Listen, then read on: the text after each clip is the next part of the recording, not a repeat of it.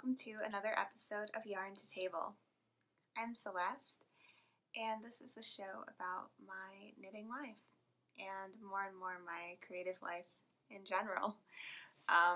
So today I'm going to try something new and have a little segment that I'm calling At My Table, which is going to be a bit about something that I cooked this week, actually something Ryan and I made together. So you can see a bit of that later. We made homemade donuts, and it was a lot of fun, and I think I got some good footage of it. So as I've mentioned, I think last episode, I really like the idea of trying to expand the show a little bit more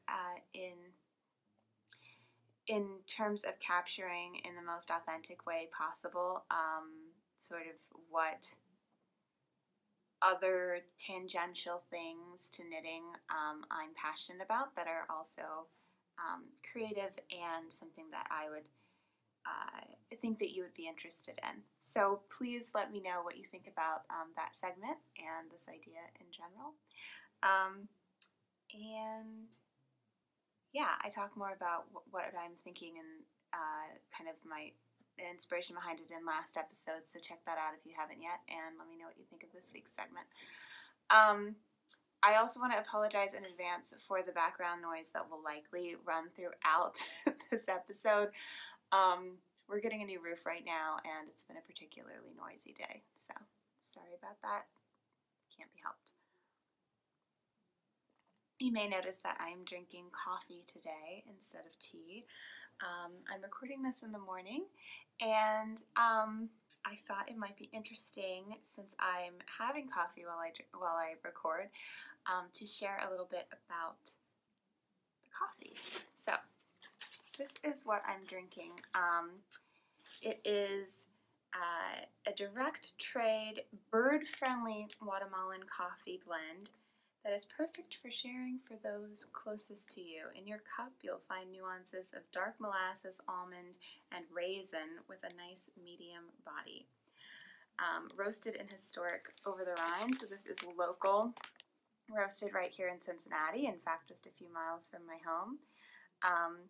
And so basically this place, Coffee Emporium, they have a little coffee shop and they roast there on the premises, and they're very into bringing in fair trade, and in this case bird-friendly coffee, which I would like to look into that more, what exactly makes it bird-friendly, because that's not something I was familiar with before I found this.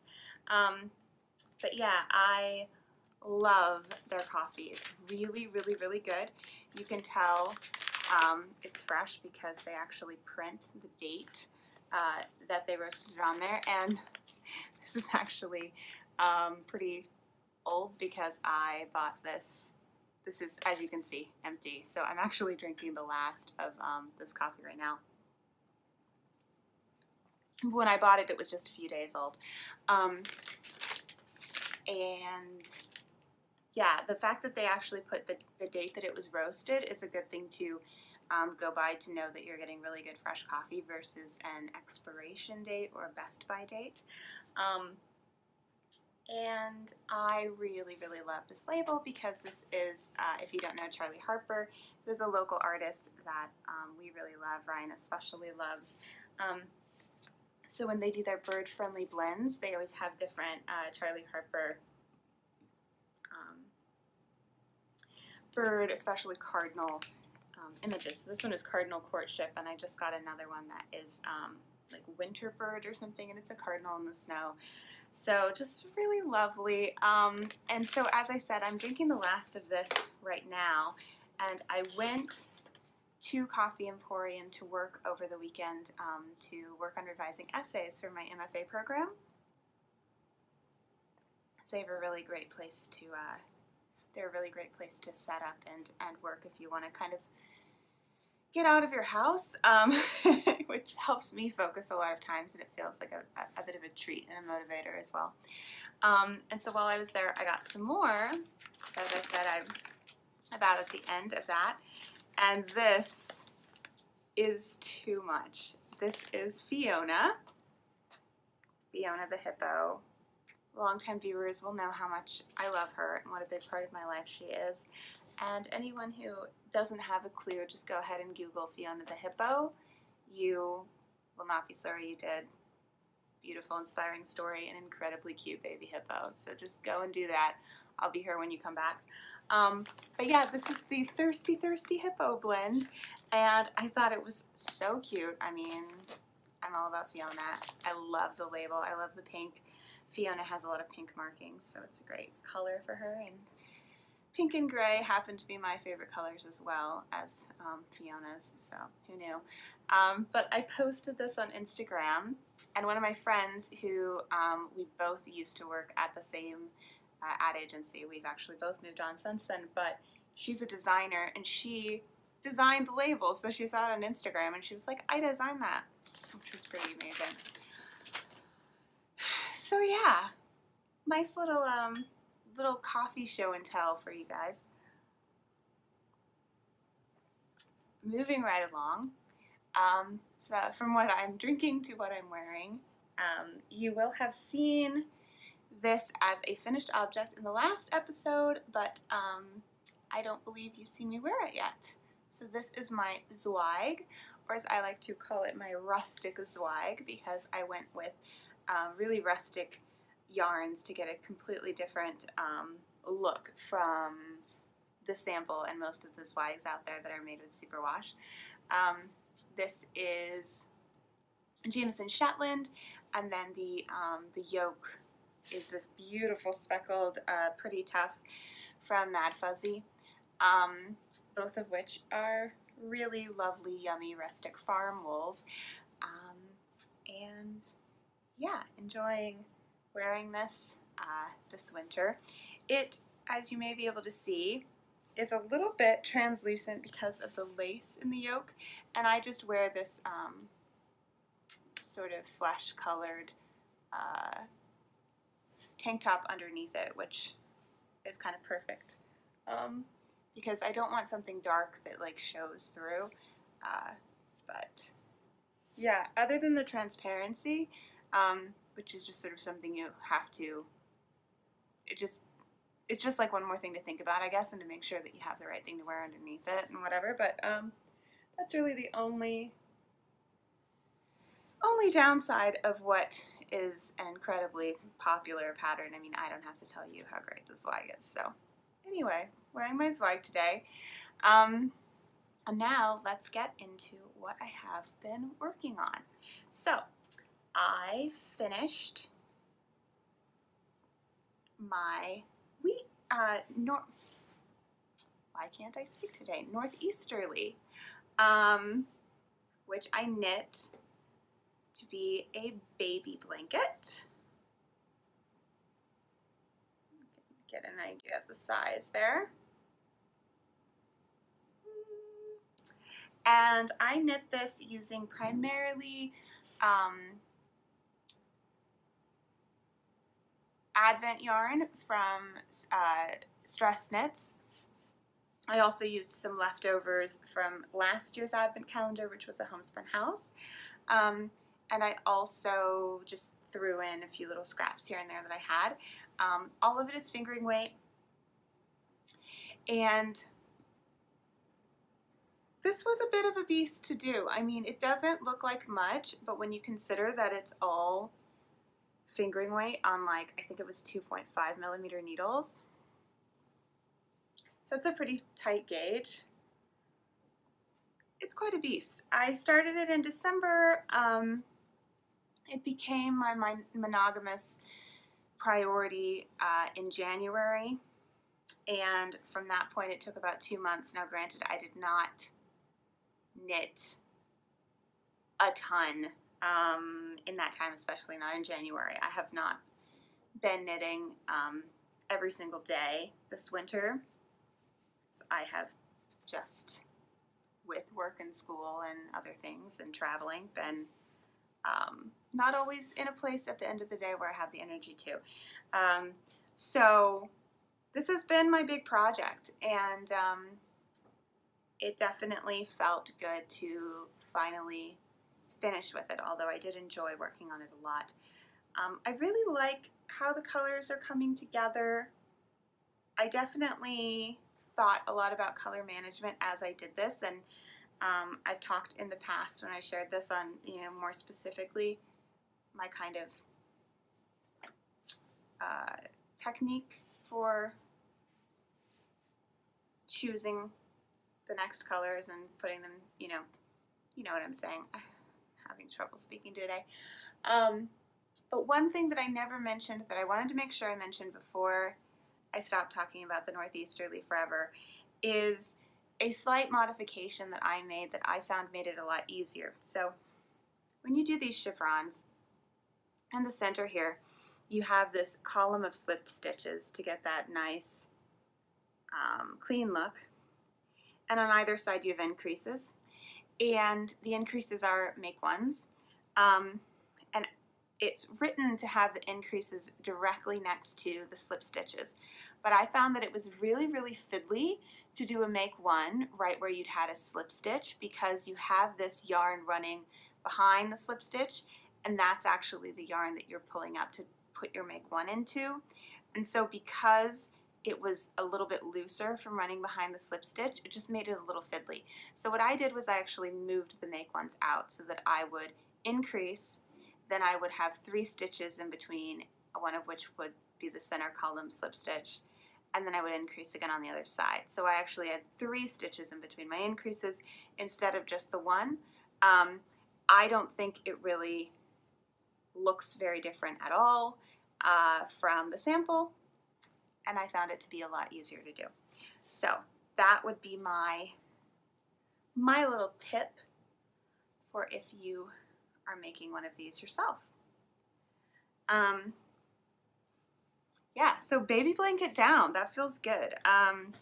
Some of you may know I am a fan of knitting ahead in terms of baby things. I'm not expecting a baby, but I am planning to have a baby eventually. And I really like the idea of getting things that can be any size, like socks, hats, and blankets out of the way, so that when I have an actual due date, I can focus on garments, which are going to depend what size you knit and what garment you knit is going to be, more dependent on what time of year the baby would be born, because you would want warmer garments to fit them at the size that they're going to be in the colder weather. You know what I'm saying? So anyway, I've knit a lot of booties and socks and a hat, but I still had not knit a baby blanket. So it feels really good to have one done, because I now know that once I get to that point, whether I feel like knitting one or not, I will have at least one hand knit baby blanket, which I really like, because when you're a knitter, it always kind of feels like a cheat anytime that you have something that you need to have and it's not handmade. Do you know what I mean? Like, I often will go without things that I actually really need simply because I feel like I should make it, but then I never do make it because it's like not the thing that I want to make. Like, I was thinking about this recently with napkins, cloth napkins. We don't use cloth napkins because for years I have thought I should make them, and then I never do because I don't really want to. It's kind of a chore to do. It's not like a fun project. I'm not huge on sewing anyway. If I were to take the time to plan out the sewing and and do the sewing, I would probably do it on a fun project like clothing, and I hardly ever do that. So it's just years go by and I keep using paper towels, which is horrible because I would like to use cloth napkins. And recently I kind of like realized what I was doing in my brain and how I was letting just so much time go by without buying cloth napkins because I kept thinking I was going to make them. And it's like, I'm going to let myself off the hook. I'm just going to buy them. Yes, I could make them, but I am not just a machine to make all the things that I need. Making is fun, and I'm going to keep it as a hobby. I'm going to keep it fun, and I'm not going to beat myself up about buying things that I could have made. yeah, so I kind of feel that way about the baby blanket. Like, I feel like I would, if I never made a baby blanket, I would just end up with a baby and like no blanket because I would be thinking to myself that I was going to make a blanket. So phew, I have a blanket made. I have at least one baby blanket. My baby will not freeze to death. That is good to know. So, some of you may remember that in the last episode I talked about how I wanted to experiment this year with monogamous knitting. And as I mentioned, the Northeasterly has been my monogamous project all winter long. With one exception, which is a sock, which I will talk about in a minute, but yeah, we'll talk about that in a minute. But the concept of monogamous knitting, I talked more last episode if you're interested in sort of where that impulse is coming from, but long story short, it's not so much that I get overwhelmed by the number of whips because I'm usually pretty restrained about casting things on. I tend to get overwhelmed by my planning for what I'm going to knit next, and then what happens is by the time I let myself cast something on, I cast on the thing that I was really excited to knit like a month ago, and by that point I'm more excited about something new, and so I'm never casting on the thing I'm really excited about. Sorry if you can hear all that knocking. So I decided that what I wanted to do was try monogamous knitting with no planning ahead, and I would wait until the very last second when I was about to bind off the project, and at that point I would let myself decide, like from a completely clear blank space, what is it that I want to knit in this moment. And that is what I have done. So there were many things that I thought it might be, many things that I kind of half planned I was going to knit next. Like I sort of thought to myself, it'll probably be that, I'm excited about that. But actually by the time it came, it was not any of those things. It was something totally new. And it was not something from stash. Now I don't have that big of a stash, so I tend to not,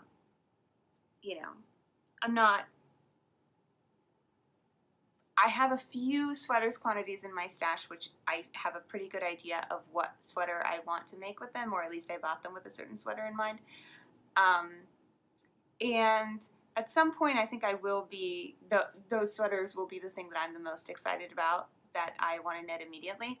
And certainly some of those were coming to mind as something that I might want to knit immediately when I finished the Northeasterly. But by the time I finished the Northeasterly, I was really proud of myself. I had made it through 2 months of focusing on this project that was fine gauge and not very portable, and had this practical application that it was going to be this baby blanket, like I was really proud. And I felt like I wanted to congratulate myself and to celebrate this new idea of monogamous knitting and what was behind it, the idea of casting on something that I really was just over the moon about. And so I let myself think about the things that were already kind of on my list that I had bought yarn for. But in the end, what I really, really wanted was to make something with this, which is the Nightshades collection from Harrisville Designs. So this came out, I believe, at Rhinebeck. It was, at least everyone was talking about it at Rhinebeck. I didn't go to Rhinebeck, but I lived vicariously through everyone else's coverage. And I have not bought Harrisville Designs before, but this is a lovely American company. The wool is grown in Montana and spun in New Hampshire, and this is their American Cormo woolen spun DK weight yarn. So Cormo, if you don't know, is a relatively recent breed developed in Australia by mixing a Corriedale and a Merino. It's Merino for the softness, Corriedale for a little bit more strength, I believe. And interestingly, Corriedale is also one of the parents of the American breed Targhee, which is in all of the Brooklyn Tweed yarns that I love so much. And this definitely reminds me of Brooklyn Tweed. It is also woolen spun like Brooklyn Tweed, so it has that light airiness that I really love. It has that toothiness, but still quite soft, which makes sense with the merino that's in that Cormo breed. And it has this really lovely sort of, as you can see, that the yarn has been dyed in the wool, and then the red color spun with the black color so that it reads as black with red undertones. And that's the concept with the whole Nightshades line, is all these different colors underneath black. So I ordered a shade card as well because I'm just completely obsessed. So you can see there's like purples and blues and greens, yellow, orange, red, that's mine, Fever Dream right there. And then some grays and whites. So I've been super excited about this yarn. I had not tried Cormo yet, but I'd heard people raving about it, and I absolutely loved the concept with these colors. And I just started looking on Ravelry, thinking about what I could make with this, and lo and behold, one of the sweaters that I had chosen for my Make 9 challenge, the Kerrytown, is DK weight, and I was looking at it thinking it would be absolutely perfect in this yarn because it is a cabled pullover, and I know that cables pop better on lighter colors, but for some reason, ever since I started thinking about wanting to make a stonecutter, some kind of all-over cabled sweater, I've just loved the idea of a really, really dark, black, hopefully, cabled sweater. It just felt like the drama and the sophistication that I just love that combination. I couldn't get it out of my head. And I looked at some other photos on Ravelry of Kerrytown done in black and other darker yarns, and I was thinking like, yeah, maybe it's not going to pop as well as it would on a lighter color, but I still think it looks gorgeous. I think it's subtle, it's my aesthetic, and it's what I really, really want. That's what I want to make. So I ordered this, and let's see, I ordered this, I guess, on like Monday or something like that, and I think it showed up on Friday, and I think I had just bound off the blanket like the day before.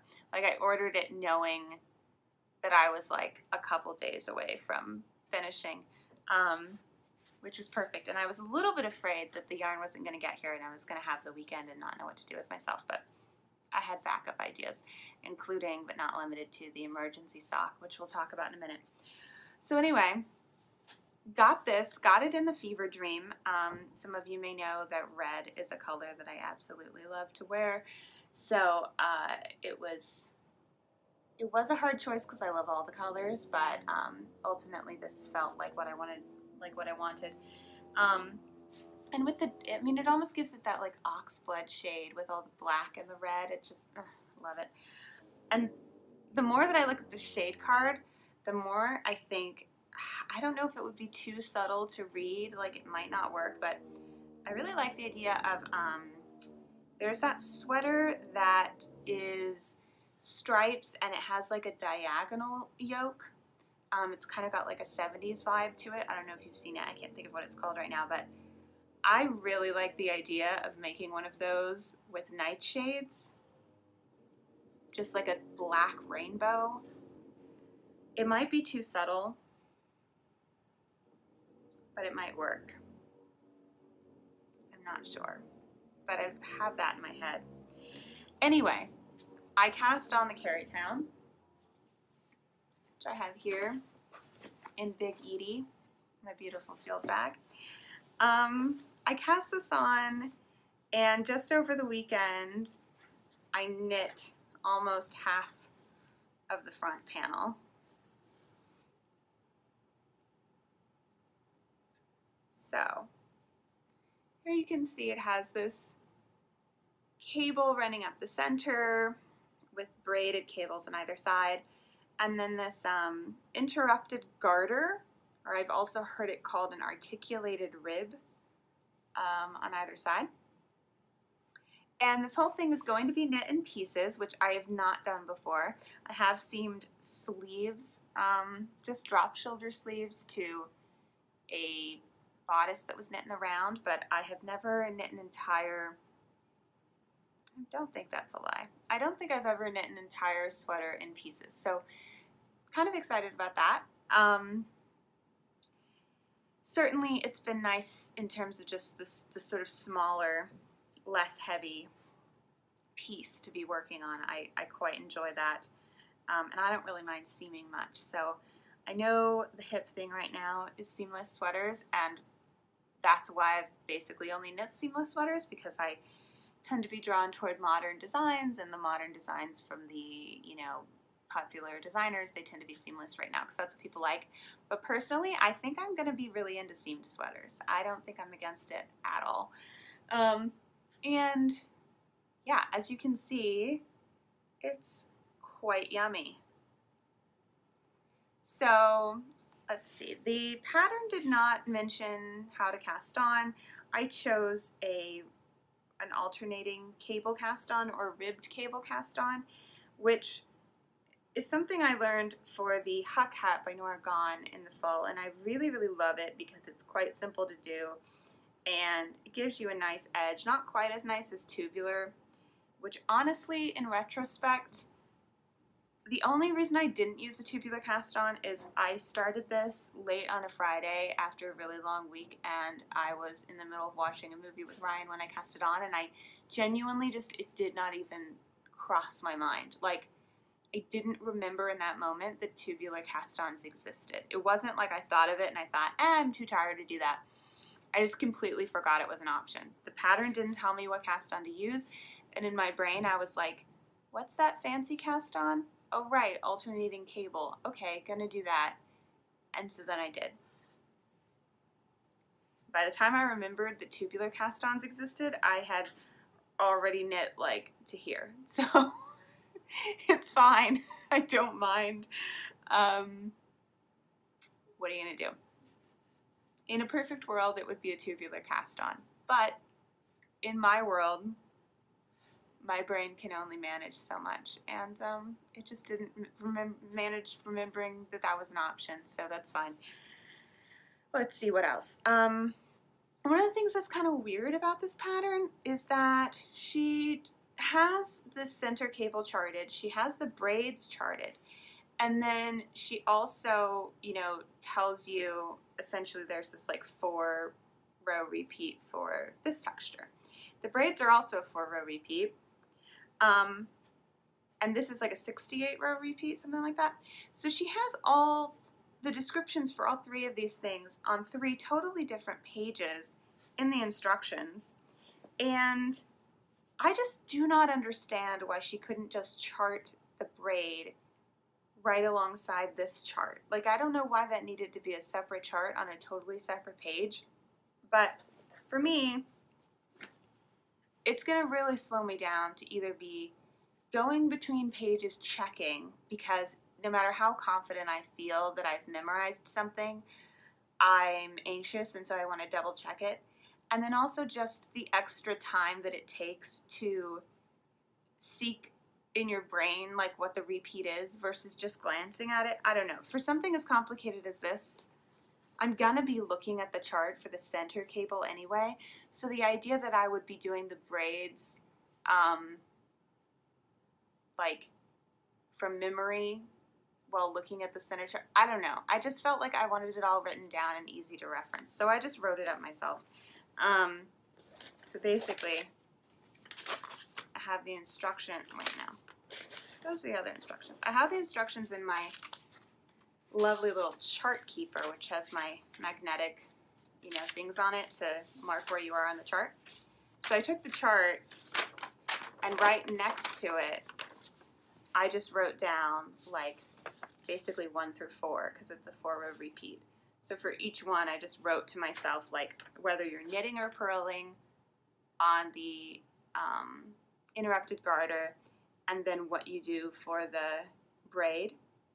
And then along the chart, I've just marked every 4 rows so that as I move up, I know if I'm on row 1, 2, 3, or 4 of the 4-row repeat.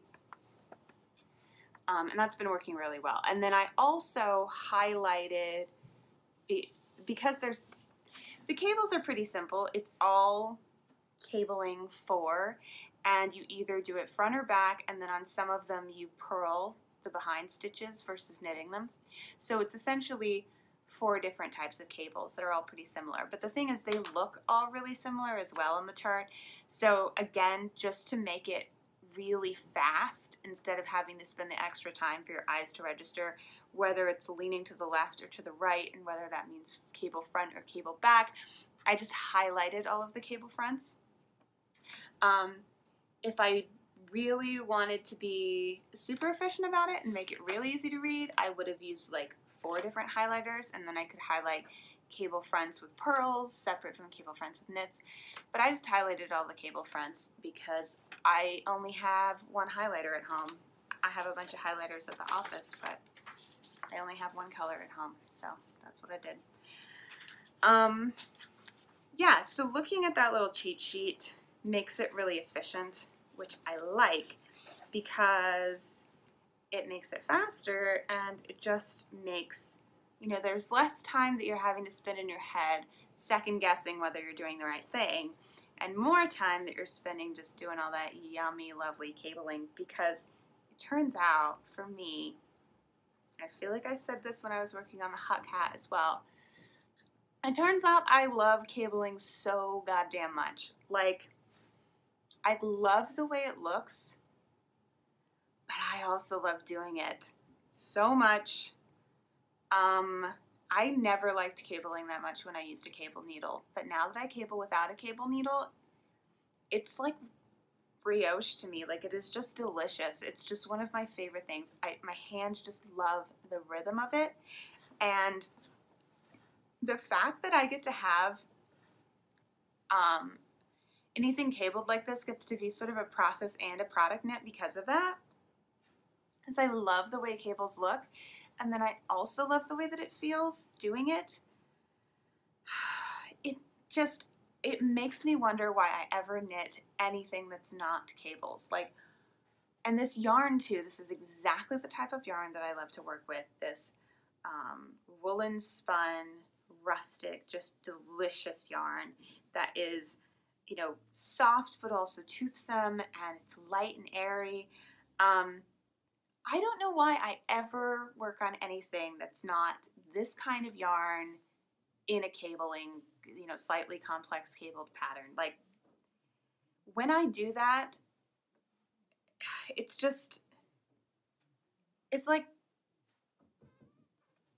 like twice as much fun as any other kind of knitting. Like, it's just comparing this to knitting with a yarn that I don't love as much and doing, you know, just vanilla or something. It's like, there's just no comparison. I mean, it just,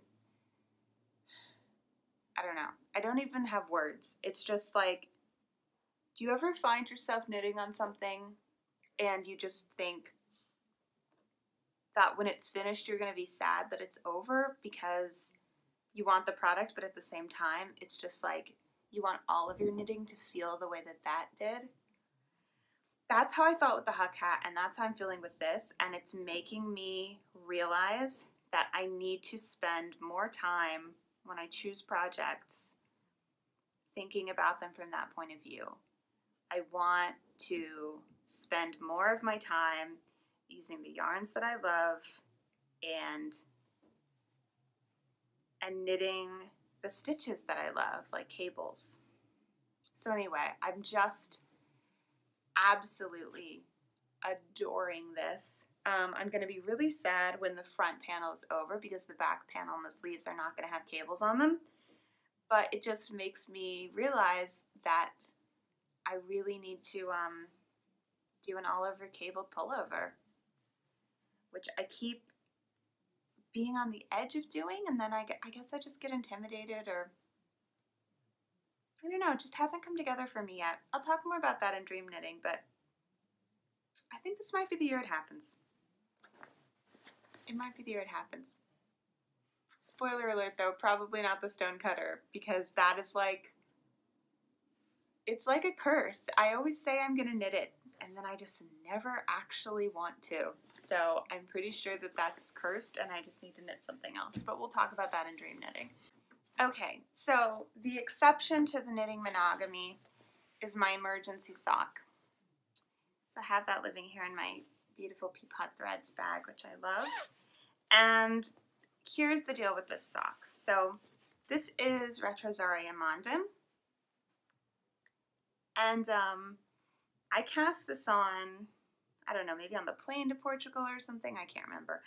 But I cast it on because I was working on the Northeasterly. I was trying to make that be my project while I was in Cambridge, and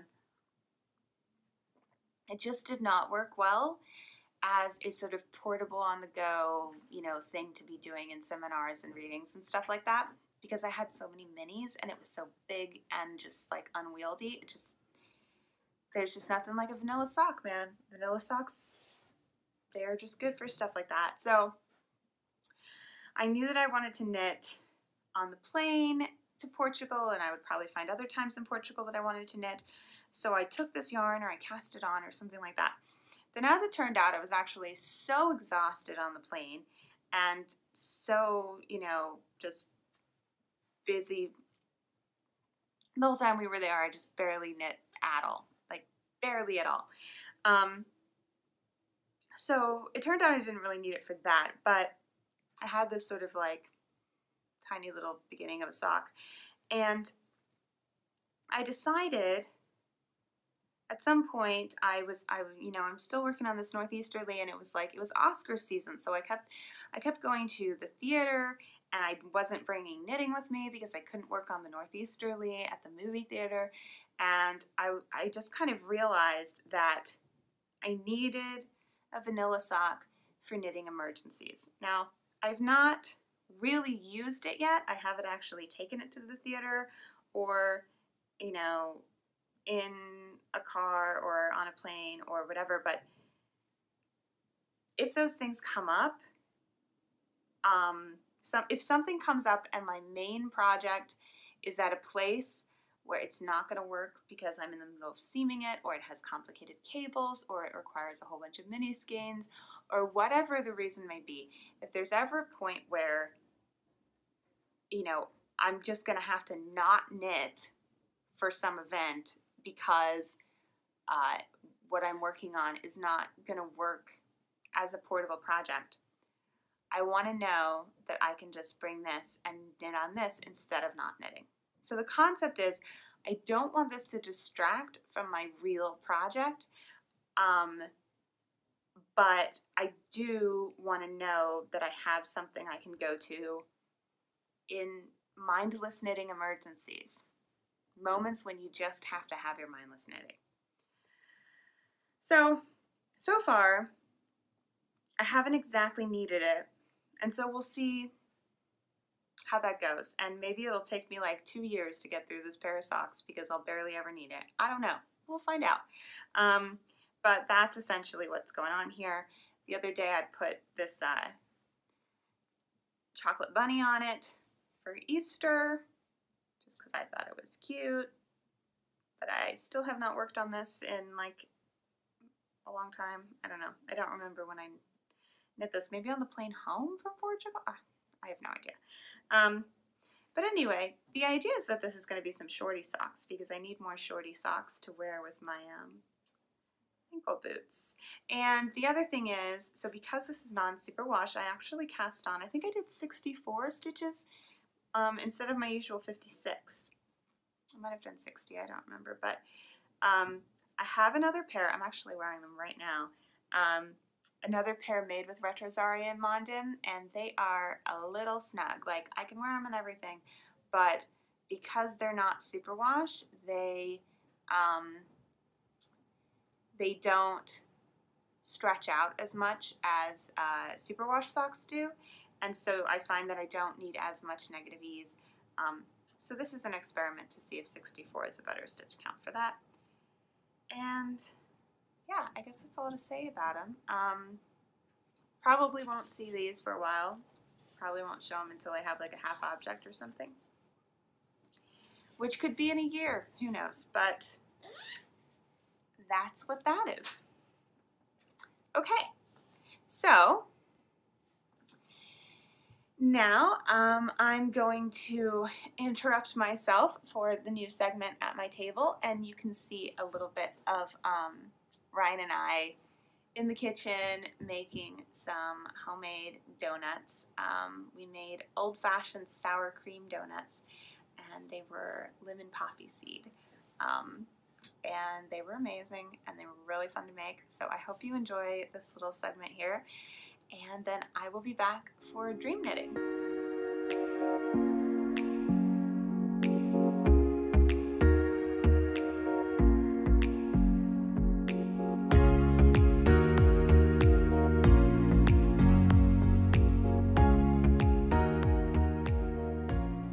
Hey everyone!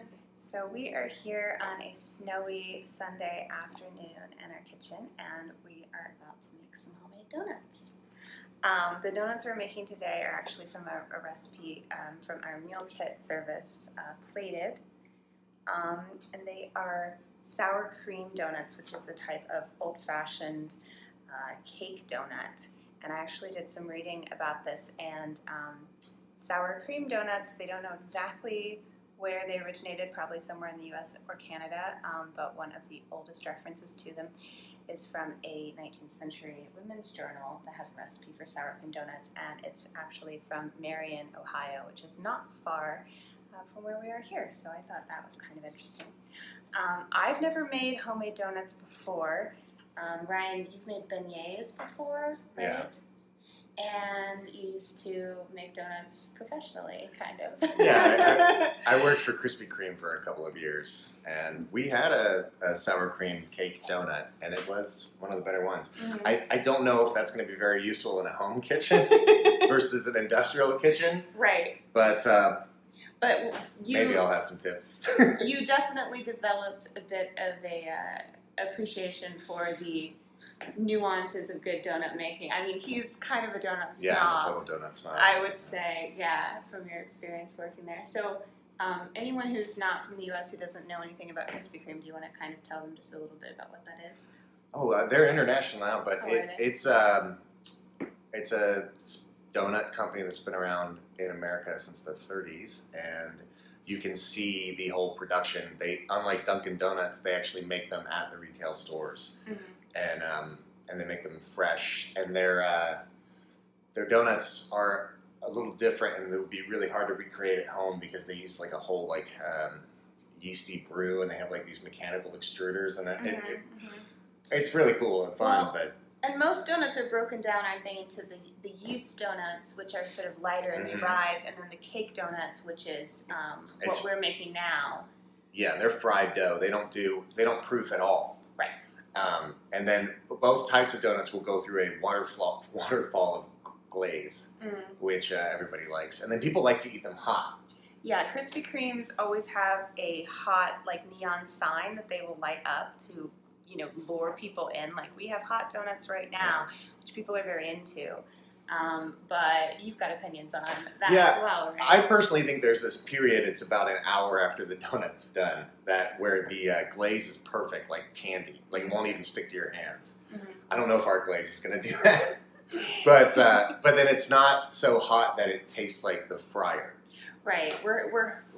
We think the perfect period for a donut is when it's still fresh, but it's not hot anymore, and the glaze has had a chance to set. But not to dry out yet. Well, the glaze will start to, looks like it's sweating. Ugh.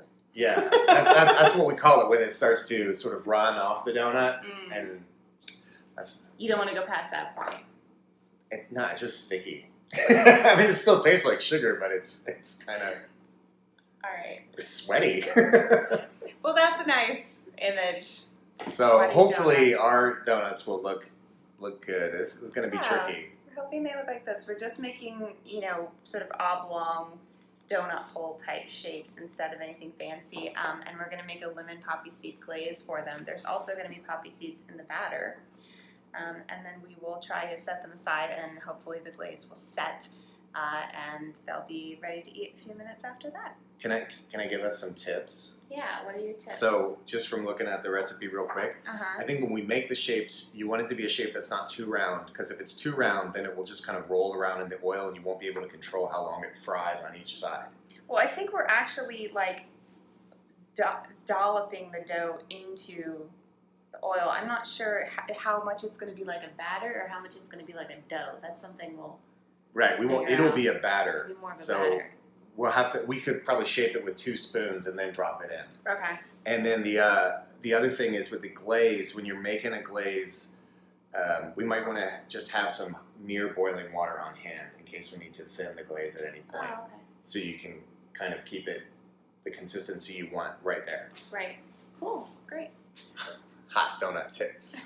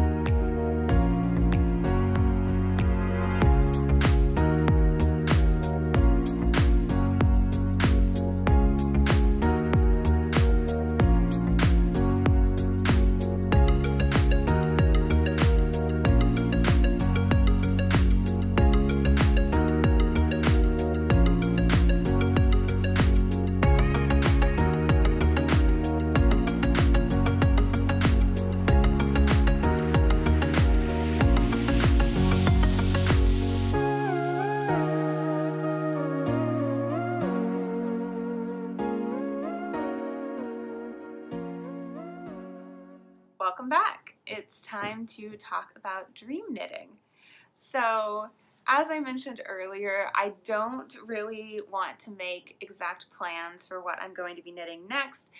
So instead of having on the horizon, we now have dream knitting, and these are just some of the things that I have been thinking I may want to knit someday. So the first thing is, I bought some more Retrosaria Mondim while I was in Portugal, and I was really drawn to this beautiful kind of cookies and cream colorway, and I have been unsure. So I wanted to make it into a sweater. I actually bought way too many skeins of it. I have no idea what I was thinking. I just bought a lot of skeins. So it'll probably be multiple things at different times, but I really wanted to make a sweater out of it. But I found that because it has this sort of variegation, it just wasn't going to be perfect for a lot of sweater patterns, and you know, I didn't want any texture to get hidden in the yarn, and I didn't want the yarn to get hidden in the texture, and I had an idea for making a gable pullover out of it, which I think is by Hannah Fettig, which is a really lovely, simple sweater. But as I've been working on the Kerrytown, I've just been thinking about how, you know, I just don't know how much vanilla sweater knitting I want to do. Like I like it, and okay, so like I love a lot of patterns. I love the way that they look that are vanilla, but I'm just trying to be cautious of getting myself into a never-ending vanilla sweater project and just being bored the whole time because I don't have anything interesting going on with it. So I want, like, if I make something vanilla, I want it to be relatively small, or I want it to be, you know, something that I really, really, really want. And while I love the gable, I wasn't super excited about it. I just couldn't get super excited about it. Now, a sweater that I have been super excited about lately, and that almost became my current whip that I was thinking about. I was looking for the right yarn for it and considering it as my next cast on when the Kerrytown went out, is the Arbor Vitae by Locatelli, which, let me show you this.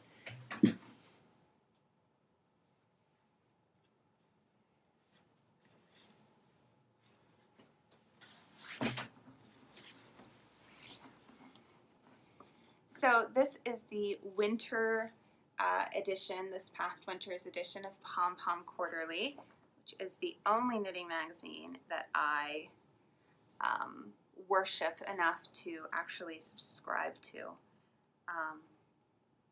Just because I love all of the articles as well as the art direction, just every single thing about it is unbelievably incredible. So, fell in love with Pom Pom. I've waxed poetic about them before. I've waxed poetic about this issue because it's guest edited by Nora Gone, who is just the high priestess of cables. But there is this lovely sweater in it called Arbor Vitae, which has this really interesting detail to it, which is it has this kind of cables running into tassels detail, which I absolutely love. And I just was not sold in my mind on what the right yarn would be, so I just kind of decided to keep it in the back of my head. I knew it wasn't going to work with Nightshades because Nightshades is a DK weight, and I ended up loving the idea of the Nightshades as a Kerrytown better anyway, so I just went that direction. But I still had Arbor Vitae in the back of my head thinking, I gotta keep my eyes peeled for when I see the right yarn for it. All of a sudden, it clicked for me that it might work with the Mondim. I think it would be really, really pretty. And I think the speckles could probably hold up. Like I would have to do a swatch to be sure, or start the sweater, you know, and know that I was going to quit it if I didn't like how it was looking, because I do think it's a top-down sweater, so I could cast it on and then stop if it wasn't working. I don't think the speckles would get lost in that. I think that's robust enough to hold up to them, and I think the speckles are subtle enough. So I'm thinking that could really work, and I'm very, very excited about it. So we'll see. That might happen at some point. Another top, spring top that I have been thinking about is the Luxa by Andrea Rangel, which is a very vanilla top, but I do think it would go quite quickly because it's just this little t-shirt with cap sleeves, basically. And I found this because I went and I bought this cat sandwich fiber yarn. This is her colorway Mushroom Hunter, which I just am completely obsessed with. Even if I didn't hunt mushrooms myself, I would love this colorway. But given that I also love foraging for mushrooms, it's just makes me excited, and like I'm thinking about looking for morels for the first time this year, which is a springtime mushroom, so that's coming up soon, and it just made me want to do a springtime top. So I found the pattern Luxa, and I think the combination would be really, really pretty with this colorway, and I think that could be a nice, reasonably quick vanilla project to whip up and wear when the weather gets a little bit warmer. And then the final thing that I've been thinking about is what to do with all this gorgeous Brooklyn tweed shelter. This is the Postcard colorway, which is a really lovely grayish lavender with specks of tweedy red and blue and black. And I bought this for the stonecutter, which I was very serious about making. And as I mentioned, the stonecutter just seems to be cursed for me. Whenever I feel like I want to make it, somehow something happens and then I no longer want to make it. And lately, I think that one of the things holding me back is that I do really want an all-over cabled sweater, but I'm not sure, I'm not 100% sure the stonecutter is the one that I want. It might be. it might be still, and, you know, only time will tell. When the right time comes to cast this on, I'll know what I'm excited for it to be.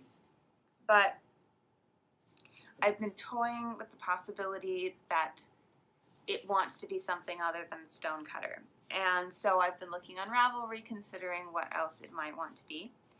And I found a few things that I think it might want to be, things that, two of which were already in my favorites and one I discovered. I think it might want to be a gable, which is a drop shoulder cardigan by Pam Allen. Kind of has some Guernsey texturing on it. I think this would be a really practical piece for my wardrobe. I really need cardigans. I never make cardigans because I just like pullovers more, but cardigans are really practical, and it's a huge hole that I have in my wardrobe that I really need to fill. And then there's also a couple cable-y pullovers that are slightly more modern in their shape. They're more boxy drop shoulder pullovers, so slightly more modern in shape than the stonecutter. That I could definitely see myself wearing. I wear that shape a lot. So one of them is the Widow's Kiss by Thea Coleman, which has a pretty simple all over cable pattern that's just a repeat of the same sort of design, and I think it has stockinette sleeves. And then there is the Andawa, which is by Michelle Wong, who also designed the stonecutter, and the Andawa is cables all over, but it has this really wide slash neck, and it has this, you know, very boxy, drapey shape to it. So I don't know. I love the shape of the Andawa, but I don't think I love exactly what the cables are doing as much as I like the cabling on the stonecutter. So I think possibly the problem is that I just haven't seen the perfect sweater yet for this yarn, and maybe I just need to be okay with it sitting in my stash for a while, knowing that one of these days someone will design, or maybe I will even design, the sweater that it wants to be. So those are some things that I might want to be, but no rush. I'm not going to feel guilty about it sitting there. This is one of my favorite bases of yarn. This is one of my favorite colors on it. So I know that whenever the right sweater shows up, I will still be completely in love with the yarn, and I will be happy to use it. So just have that sit around until then. And I don't know if you guys noticed, but just how ridiculous that, like, just look how similar in color palette all of these yarns are that I have been drawn to lately. Isn't that hilarious? Just these grays and lavenders. I tell you, what you like what you like. You like what you like, right? Okay, so that is going to bring us to the end of this episode. Thank you so much for tuning in to check me out this time. I want to say this week, but has been much longer than that. Like I said, let me know what you think about the new segment, and about bringing in some other things besides knitting generally. And yeah, let me know what you're knitting and what you're up to. I will probably be back in about a month. It will depend on how much I've been knitting and when I can make time for it, so we'll see. And I will see you then, and until then, you can keep up with me on Instagram. So I'm at Celesteful there, also on Ravelry, where we have the group, and you'll find show notes for everything I talked about this week and every week, and that's linked in the doobly-doo. Yeah, and if you do enjoy this episode and my content more generally, I so appreciate if you give me a thumbs up, because that helps other people find my channel. So helps them out, helps me out, and it's just good karma, really. Yeah, and until then, thanks for tuning in, and I will see you next time.